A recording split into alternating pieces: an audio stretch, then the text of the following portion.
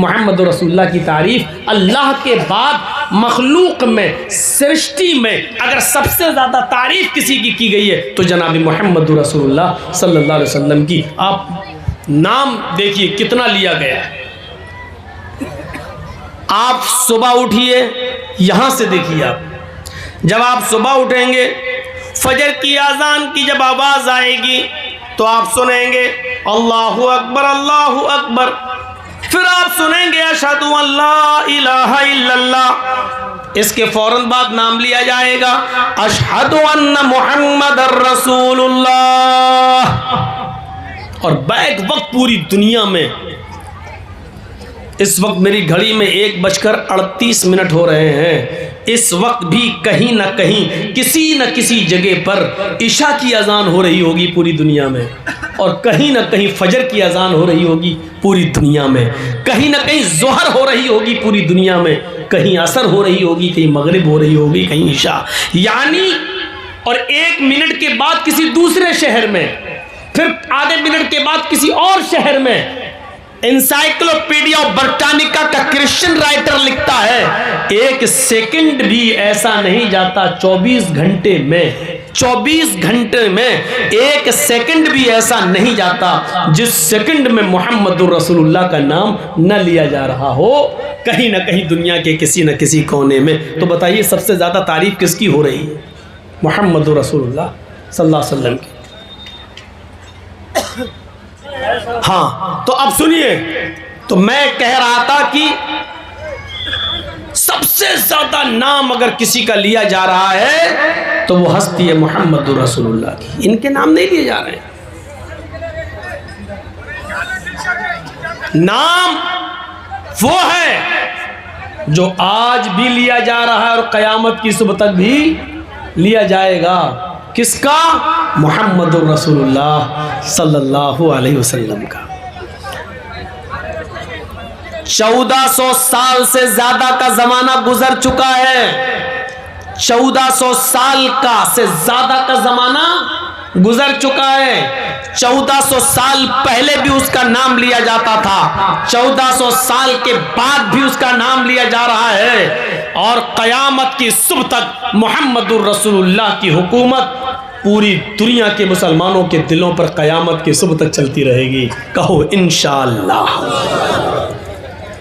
ऐसा हुक्मरान आज तक देखने को नहीं मिला होगा, ऐसा हुक्मरान। नीतीश की गवर्नमेंट ने शराब बंदी पर बंदी की, क्या बिहार में शराब रुक गई?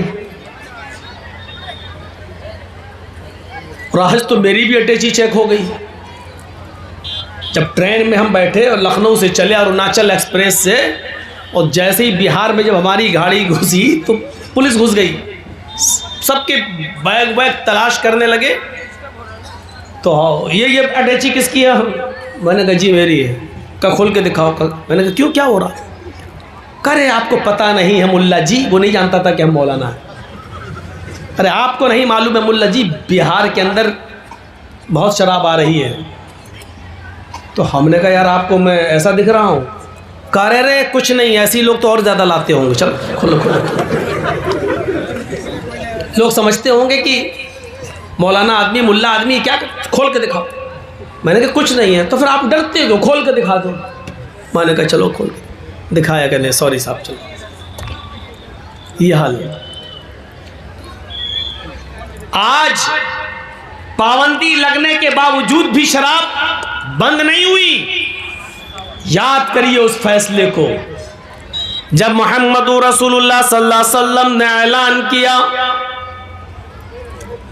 मदीने की बस्ती में, इन्नमल खमरु वल मैसिरु वल अंसाबु वल अज़लामु रिज्सुम मिन अमलिश शैतान फज्तनिबूहु लअल्लकुम तुफ्लिहून। आए मुसलमानों, आज कुल्ली तौर पर अल्लाह ताला ने तुम्हारे ऊपर शराब को, जुए को कुल्ली तौर पर तुम्हारे लिए हराम कर दिया है। आज के बाद शराब का एक कतरा और एक बूंद भी तुम नहीं पी सकते। शराब मुख्तलिफ मरहलों में बंद हुई। शुरू शुरू में अल्लाह के रसूल ने, लोगों ने बहुत कहा बंद कर दो, हराम कर दो, आपने कहा नहीं, लोग दिलदादा बने हैं, कैसे माने? नहीं। कोई सहाबी नमाज पढ़ा रहे हैं और नमाज पढ़ाने ही की हालत में शराब के नशे में और कुरान की आयत गलत पढ़ रहे हैं। कुल या अय्युहल काफिरून ला अअबुदु मा ताबुदून की जगह वो पढ़ रहे हैं कुल या अय्युहल काफिरून नहनु नअबुदु मा ताबुदून। आए मोहम्मद सल्लल्लाहु अलैहि वसल्लम कह दो क्या है काफिरों, ला अअबुदु मा ताबुदून, मैं उन देवी देवताओं की, खुदाओं की पूजा नहीं करता जिनकी तुम करते हो। लेकिन वो सहाबी क्या पढ़ रहे हैं, नहनु नअबुदु मा ताबुदून, मैं भी उनकी पूजा करता हूं जिनकी तुम करते हो, हम भी उनकी इबादत करते हैं जिनकी तुम करते हो। जब सहाबी ने ये पढ़ा, इधर नमाज पढ़ाकर फारिग हुए, उधर मुहम्मदुर रसूलुल्लाह पर कुरान की आयत नाजिल होती है, या अय्युहल्लज़ीना आमनू ला तक़रबुस्सलाह व अंतुम सुकारा। आई ईमान वालो, तुम नमाज के करीब मत जाओ उस वक्त जब तुम नशे के अंदर हो, जब तुम नशे में हो तो नमाज न पढ़ो। हत्ता तालमू मा तक़ूलून, उस वक्त तक नमाज न पढ़ो जब तक कि तुम अपने मुंह से जो बातें बोल रहे हो वो खुद समझने न लगो। जब तुम मुंह से निकलने वाले जुमलों को समझ ही नहीं पा रहे हो तो नमाज क्यों पढ़ रहे हो? इसीलिए तो तुम कुरान की आयतें ही गलत पढ़ रहे हो। इसलिए अब शराब पीने के बाद नमाज के करीब मत जाना, जब नशे में हो तो नमाज मत पढ़ना, इसलिए कि तुम कुरान की आयतों को बदल दोगे, उल्टी सीधी आयतें पढ़ने लगोगे। हत्ता तालमू मा तक़ूलून, उस वक्त तक नमाज न पढ़ना जब तक कि तुम जो चीज बोल रहे हो उसको समझने न लगो, उसको जानने न लगो। कुरान की इस आयत ने साहबा को झंझोड़ दिया, या अल्लाह, क्या शराब पीओ और नमाज का वक्त निकल जाए, नशे में मैं आ जाऊं और नमाज का वक्त निकल जाए? क्या ऐसा भी हो सकता है? क्या अब हमारे इतने बुरे दिन आ गए, क्या हम शराब पी लें और नमाज का वक्त हो जाए तो हमसे नमाज छूट जाए, जब हमारा नशा उतरे तब हम नमाज पढ़ने जाए? इससे बेहतर है कि नमाज पढ़ा जाए और शराब ही ना पी जाए। इस आयत ने बहुत हद तक शराब को छुड़ा दिया, लेकिन इसके बावजूद शराब हराम नहीं हुई। फिर एक दौर आया, एक जश्न मनाया जा रहा था मदीने के अंदर, अंसार भी मौजूद थे और कुरैश ये मुहाजिरीन भी मौजूद थे। उसी जश्न में लोगों ने शराब पी और शराब पीने के बाद साहबा नशे में आ गए, और जब नशे में आए तो कौमी असबियतें जोश में आ गई। कुरैशी कहते हम अफजल, अंसारी कहते हम अफजल। कुरैशी कहते छोड़ो, मोहम्मद रसूलुल्लाह हमारे दरमियान पैदा हुए इसलिए हमारी कौम सबसे अफजल। उधर अंसारी कहने लगे शराब के नशे में, अरे तुम भूखे आए थे, खाना हमने दिया, मक्के से नंगे आए थे, कपड़ा हमने दिया, तुम्हारे पास कुछ नहीं था, हमने दिया, हम अफजल हैं, हम तुमसे बड़े हैं, इसलिए कि हमने रहने के लिए तुम्हें ठिकाना दिया, खेती बाड़ी करने के लिए जमीन दी, हमने अपनी बेटियों की शादी तुमसे करके तुम्हारा घर बसाया, हम अफजल। इतने जोश में आए कि दोनों ने तलवारें निकाल ली। मोहम्मद रसूलुल्लाह सल्लल्लाहु अलैहि वसल्लम ने जब ये देखा तो आपको बहुत बुरा लगा कि हम जिस चीज को खत्म करने आए, इस शराब की वजह से लोग वही काम करने लगे, एक दूसरे के ऊपर अफजल बनना चाहते हैं, एक दूसरे के ऊपर बढ़ोतरी हासिल करना चाहते हैं। नजरें आसमान पे डाली, उधर से कुरान की आयत नाजिल हो जाती है, इन्नमल खमरु वल मैसिरु वल अंसाबु वल अज़लामु रिज्सुम मिन अमलि शैतान। आज पूरी तरीके से शराब को हराम करार दे दिया गया है और फरमाया गया आज के बाद शराब का एक कतरा भी कोई नहीं पी सकता है, जो एक बूंद भी शराब की पिएगा वो हराम होगा। मेरे भाइयों, 40 कोड़े मारे जाएंगे शराब पीने वाले के ऊपर, ये सजा भी मुतय्यन कर दी जनाबे मोहम्मद रसूलुल्लाह सल्लल्लाहु अलैहि वसल्लम ने। जब ये ऐलान होता है आज के बाद शराब हराम कर दी गई तो मदीने की गलियों में शराब ऐसे बहाई गई, घड़े और मटके तोड़े गए, ड्रम उलट दिए गए, बड़े बड़े बर्तनों में जो शराब भरी हुई थी उनको उड़ेल दिया गया। नालियों में शराब ऐसे बह रही थी जैसे कुर्बानी के मौके पर जब हम जानवरों को ज़िबा करते हैं तो उनका खून नालियों में बहता है, बल्कि नालियों से खून, नालियों से शराब बाहर आने लगी और सड़क तक पर शराब आ गई। यानी इतनी शराब बहाई गई कि नालियां पुरो गई और नालियों से वो शराब भरकर सड़क के ऊपर, रोड के ऊपर आने लगी। एनसाइक्लोपीडिया ऑफ ब्रिटानिका के क्रिश्चियन राइटर ने थोड़ा सा गुलू किया और लिखा कि मदीने में ऐसा लग रहा था जैसे पानी का सैलाब आता है, बाढ़ आ जाती है, ऐसे ही शराब का सैलाब आ गया, शराब की बाढ़ आ गई। मेरे भाइयों, दोनों हुक्मों में फर्क देखिए। एक तरफ सरकार बंद करती है शराब लेकिन फिर भी चोरी छुपे आ जाती है, और दूसरी तरफ हुक्म होता है कि आज के बाद शराब हराम, तो नालियों में बहाई जाती है और सड़कें भर जाती हैं शराब से। अब आप अंदाज़ा लगा सकते हैं इतनी जल्दी कौन सा हुक्मरां है जिसकी बात पर लब्बैक कहा गया हो सिवाय मोहम्मद रसूलुल्लाह सल्लल्लाहु अलैहि वसल्लम के। आज भी उनकी हुकूमत हम मुसलमानों के दिलों पर चल रही है और क़यामत के सुबह तक चलती रहेगी इंशाअल्लाह। इदम जनाब शरुत नरा शंज़ तशविशियते, आए लोगों गौर से सुनो, नरा शम्स आएंगे, मोहम्मद आएंगे, इस तशविशियते उनका इतना नाम होगा, इतना नाम होगा कि पूरे विश्व में उनसे ज्यादा किसी का नाम नहीं लिया जाएगा। उनका इतना नाम होगा, इतना नाम होगा कि उनसे ज्यादा पूरे विश्व में किसी का नाम नहीं होगा। हकीकत है पूरे विश्व में मोहम्मद रसूलुल्लाह से ज्यादा किसका नाम लिया जा रहा है। अभी एक एग्जाम्पल दे दी। आइए वुजू बनाइए, बिस्मिल्लाह कहकर आप वुजू बनाना शुरू करेंगे। वुजू बनाने के बाद फारिग हो जाइए तो आप ये दुआ पढ़ेंगे और नबी का नाम लेंगे, अशहदु अल्ला इलाहा इल्लल्लाह व अशहदु अन्ना मुहम्मदन अब्दुहु व रसूल, मुहम्मदन नबी का नाम लेंगे। इधर आज़ान में अशहदु अन्ना मुहम्मदन रसूलुल्लाह कहेंगे और अज़ान ला इलाहा इल्लल्लाह पे ख़त्म हो जाएगी तो अज़ान के बाद की दुआ में आप मोहम्मद रसूलुल्लाह का नाम लेंगे। अल्लाहुम्मा रब्ब हाज़िहि दावति ताम्मा वस्सलातिल क़ाइमा आति मुहम्मदनिल वसीला, आति मुहम्मदनिल वसीला वल फजीला। मोहम्मद रसूलुल्लाह का नाम आप आ रहा है, देख लीजिए आप हर जगह नबी का नाम और इतना ज्यादा नाम लिया जा रहा है कि पूरे विश्व में मोहम्मद रसूलुल्लाह से ज्यादा किसी का नाम नहीं लिया जा रहा है। षष्टिम सहस्त्रा नवीतम चकौरम अरुष में धूदत महे। षष्टिम 60, सहस्त्र हजार, मीनिंग देखिए एक एक चीज की। षष्टिम 60, सहस्त्र हजार, नवीतम 90, कौरम दुश्मन, अरुष्मेधु हिफाजत करेंगे, रक्षा करेंगे उसकी हम। षष्टिम सहस्त्र नवीतम चकौरम अरुष्मेधु ददमहे, हम उस कल्की की, उस नराशंस की, उस मोहम्मद की 60,000 90 दुश्मनों से हिफाजत करेंगे। 60,000 90 दुश्मन किसके थे? ये किताब इनकी है और पढ़ रहे हैं हम। गौर कीजिए आप, तुम्हें बताने वाला तुम्हारा कोई नहीं मिला।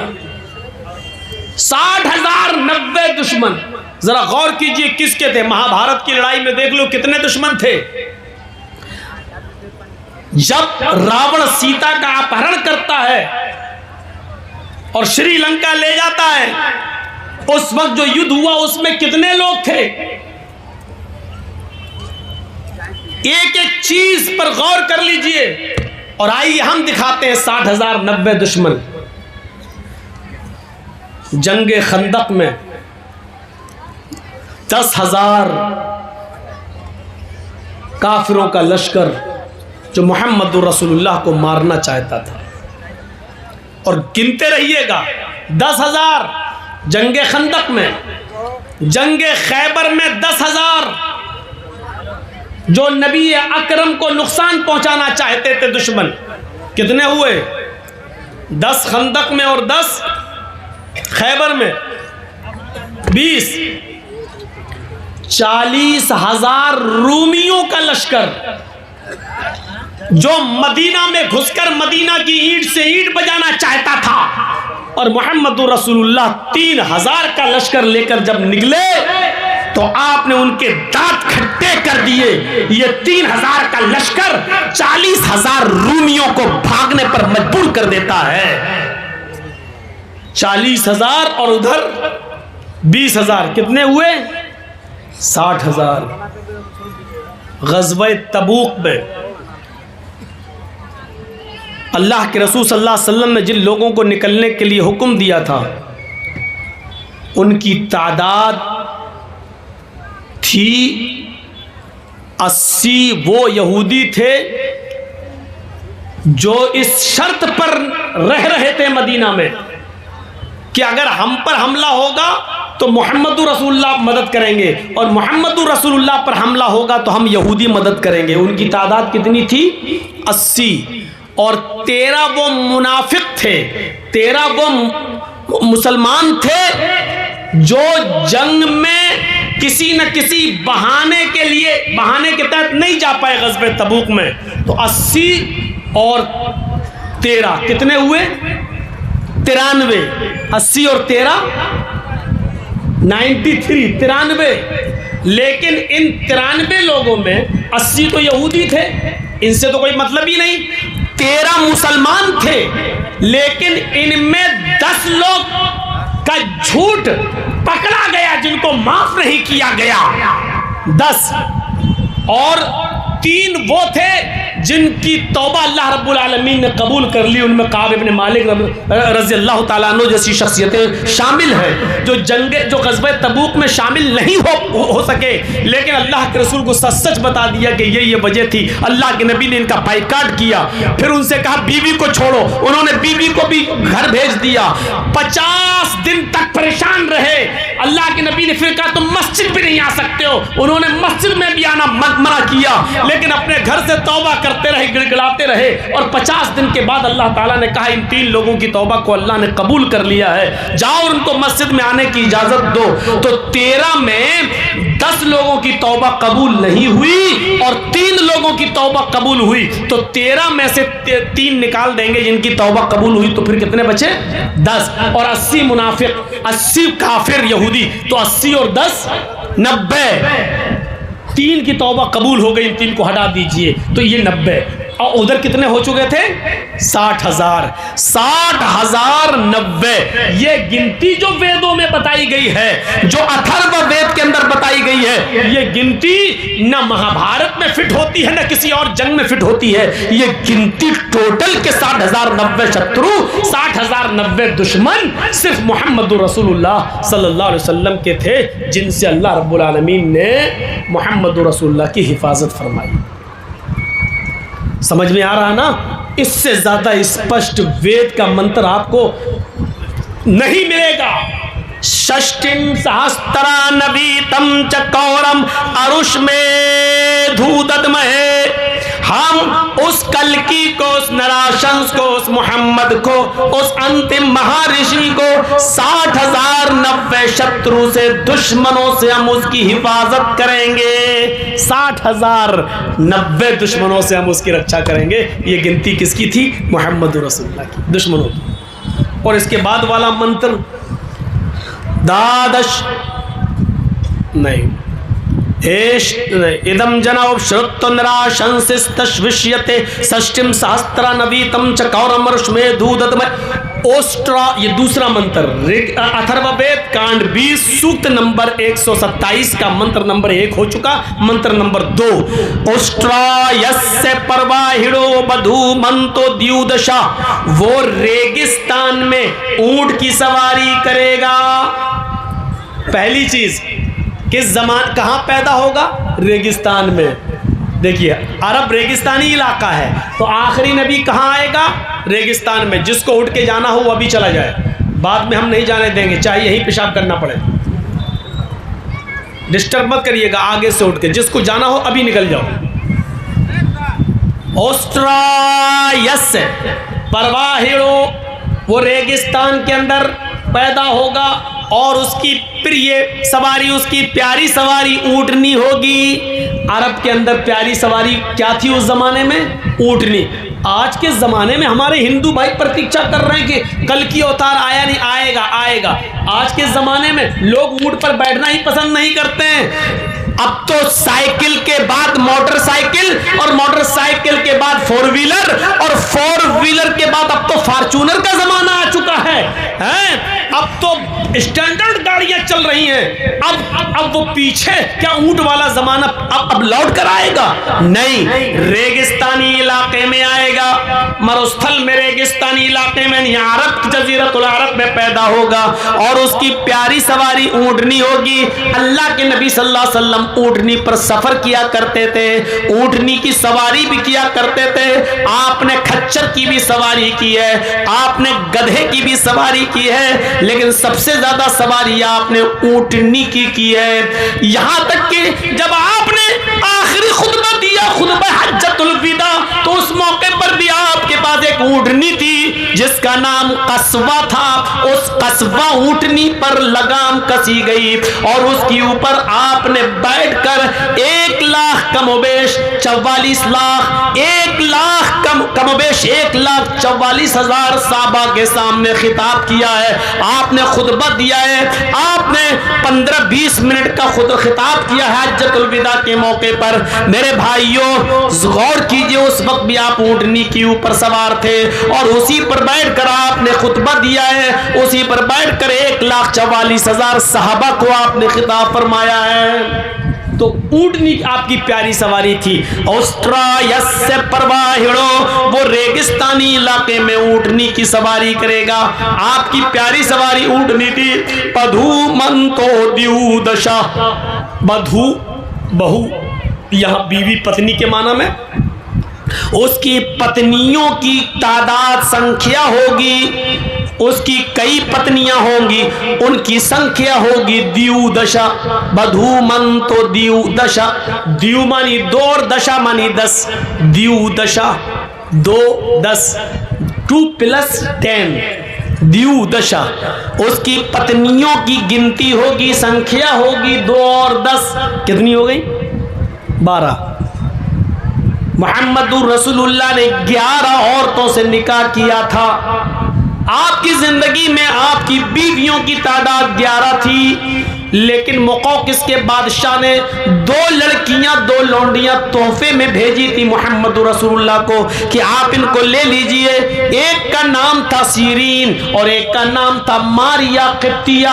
सीरीन को अल्लाह के नबी ने अपने एक सहाबी हसन इब्न साबित को दे दिया था और मारिया को आपने बतौर लौंडी खुद पसंद कर लिया और आपने अपने पास रख लिया। इस लौंडी से आपका एक बच्चा भी पैदा हुआ जिसका नाम था इब्राहिम, जिसके 18 महीने हो जाने के बाद 1.5 साल की उम्र में जब इब्राहिम का इंतकाल हुआ है मारिया क़िब्तिया के बतन से, आपके पेट से पैदा होने वाले इस बच्चे का, तो उस वक्त नबी अकरम की आंखों में आंसू आ गए और आपने अपने बेटे के सीने पर हाथ रखकर रोते हुए ये जुमले अदा किए थे, इन्नल आइना तदमउ वल क़ल्ब यहज़ुन वला नक़ूलु इल्ला मा यर्ज़ा रब्बुना व इन्ना बिफ़िराक़िका लमहज़ूनून या इब्राहिम। आए इब्राहिम, तेरे इंतकाल से, तेरी जुदाई से मेरी आंखें अश्कबार हो गई हैं, मेरी आंखों में आंसू हैं, वल क़ल्ब यहज़ुन, और मेरा दिल गमगीन है, वला नक़ूलु इल्ला मा यर्ज़ा रब्बुना, लेकिन हम ऐसे जुमले अदा नहीं करेंगे जिससे मेरा रब नाराज हो जाए। हम अपनी ज़बान से ऐसे जुमले अदा नहीं करेंगे जिससे मेरा मौला, मेरा परवरदिगार नाराज हो जाए। व इन्ना बिफ़िराक़िका लमहज़ूनून, हाँ हम तुम्हारी जुदाई से, हम तुम्हारे इंतकाल से गमगीन जरूर है, परेशान जरूर जरूर हैं, लेकिन हर हाल में अल्लाह का शुक्र अदा करेंगे। हम ऐसे जुमले, ऐसे वर्ड यूज नहीं करेंगे जिससे हमारा अल्लाह नाराज हो जाए। तो बताने का मकसद ये है मेरे भाइयों कि 11 बीवी और एक लौंडी, 12 बीवियां वाला अगर दुनिया में कोई मिलेगा तो सिर्फ एक ही नबी है। इब्राहिम अलैहिस्सलाम की 2 बीवी हाजरा और सारा का जिक्र मिलता है। दाऊद अलैहिस्सलाम की 1000 बीवियों का जिक्र मिलता है। सुलेमान अलैहिस्सलाम की 99 बीवियों का जिक्र मिलता है। रामचंद्र जी की एक ही पत्नी सीता का जिक्र मिलता है। राम के पिता राजा दशरथ की 3 पत्नियों का जिक्र मिलता है। ईसा अलैहिस्सलाम की एक भी बीवी का जिक्र नहीं मिलता है। अलगर्ज कहने का मकसद ये, किसी के पास 3 हैं, किसी के पास 2 हैं, किसी के पास 1000 हैं, किसी के पास सिर्फ 99 रही हैं, किसी के पास सिर्फ एक ही है और किसी के पास एक भी नहीं है। लेकिन आखिरी नबी के पास कितनी पत्नियां होंगी ये गिनती और ये संख्या बता रहा है अथर्ववेद कि वो 12 बीवी जिसके पास होंगी वो अंतिम ऋषि होगा। 12 पत्नियों की देख रेख जो करेगा और जिसकी जेरे निगरानी 12 पत्नियां होंगी, जिसका निरीक्षण जो कर रहा होगा वो आखिरी नबी होगा।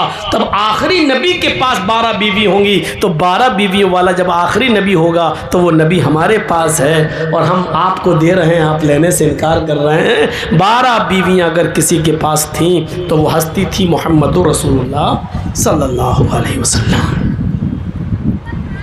एश एशाए मामहे शतन निष्कान दशस्तरजा। तीसरा मंत्र देखिए, अथर्ववेद के कांड 20 सूक्त 127 का मंत्र नंबर 3। एश एशाए मामहे, ईश्वर देगा मामह मोहम्मद को, ईश्वर देगा मामह ऋषि को यानी मोहम्मद को, शतन निष्कान, शत मानी 100, निष्कान मानी सिक्के, 100 सोने के सिक्के ईश्वर अल्लाह देगा मामा को मोहम्मद को 100 सोने के सिक्के। शतन निष्कान दशस्तरजा, 10 दशस्तरजा 10 हार, शतन निष्कान 100 सोने के सिक्के, दशस्तरजा 10 हार, त्रीणी शतान्य वर्तान, त्रीणी 3 शत 100, त्रीणी शतान्य, त्रीणी शत 300 वरदान घोड़े, 300 घोड़े, दशस्तरज और सहस्त्रा 10 गौनामा, सहस्त्रा मानी 1000, 10 मानी 10, सहस्त्रा 10,000 गौ गाय। अब तर्जमा सुनिए पूरे मंत्र का। ईश्वर मामा ऋषि को मोहम्मद को 100 सोने के सिक्के देगा, 10 हार देगा, 300 घोड़े देगा और 10,000 गाय देगा।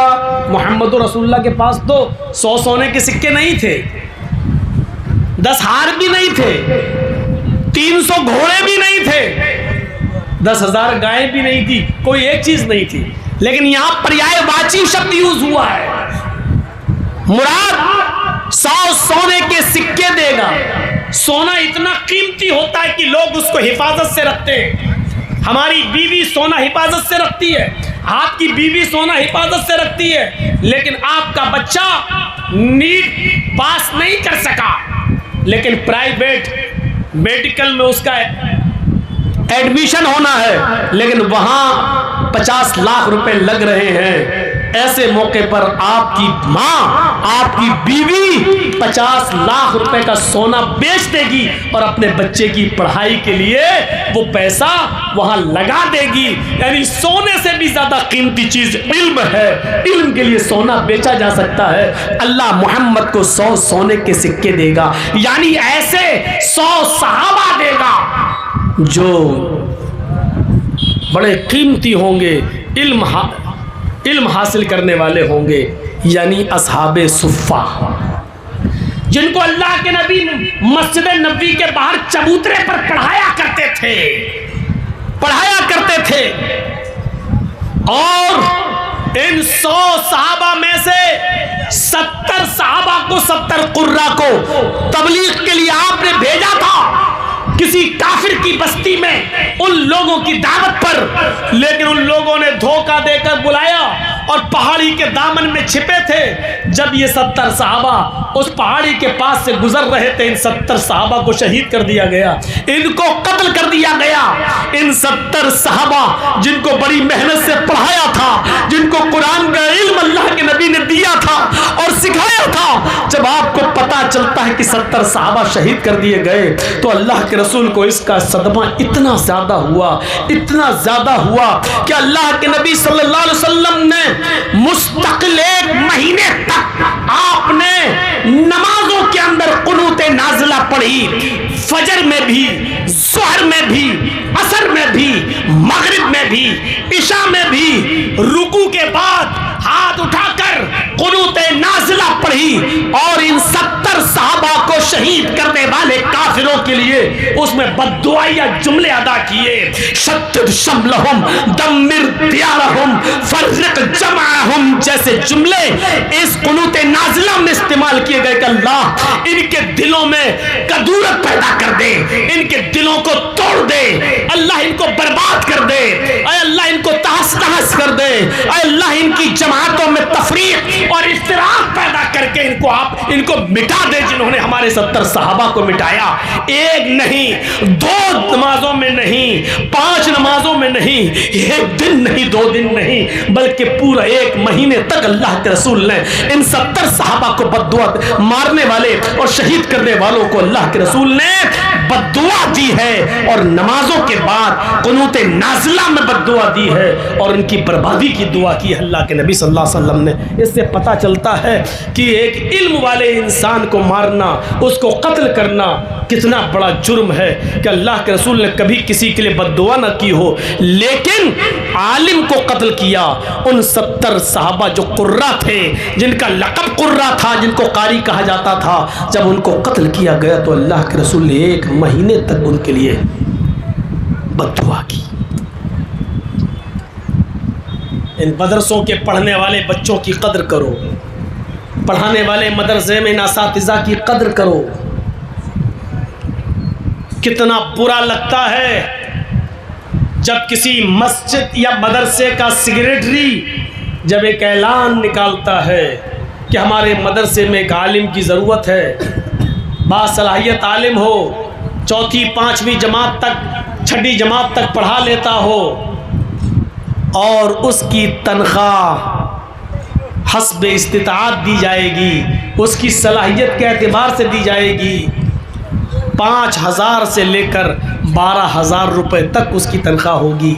ज़रा तसव्वुर कीजिए, एक आलिम की हस्ब लियाकत, हस्ब इस्तिताअत, हस्ब काबिलियत तनख्वाह का मायार ये है कि वो 12,000 से ज़्यादा नहीं पा सकता है, 5,000 भी पा सकता है, 6,000 भी पा सकता है, लेकिन 12,000 से ऊपर नहीं। यानी जो बहुत काबिल हो उसकी तनख्वाह 12,000 पे आके टिक जाती है। मेरे भाइयों, अगर ये आलिम मस्जिद के मिंबर पे खड़े होकर अगर ये दुआ दे दे और कहे कि अल्लाह जितनी तनख्वाह मेरी है उतनी तनख्वाह इस मस्जिद के मुतवल्ली, उतनी इनकम इस मस्जिद के मुतवल्ली की कर दे, तो आपके मुंह से आमीन नहीं निकलेगी। अगर वो ये दुआ करने लगे कि मस्जिद के मिंबर पर कि जितनी तनख्वाह मेरी 1 महीने के अल्लाह उतनी इनकम इस गांव के प्रधान की कर दे, तो आमीन नहीं निकलेगी आपके मुंह से, क्योंकि आप जानते हैं कि 5,000 में 6,000 में कुछ नहीं होगा, 12,000 में कुछ नहीं होगा। इससे ज्यादा का तो पेट्रोल 1 महीने में आप अपनी गाड़ी का फूंक डालते होंगे, फिर भी ये बेचारे मदरसों में पढ़ा रहे हैं। इनकी कद्र करो कि अल्लाह रब्बुल आलमीन इनके पैसों में कैसी बरकत दे रहा है। मेरे भाइयों, तसव्वुर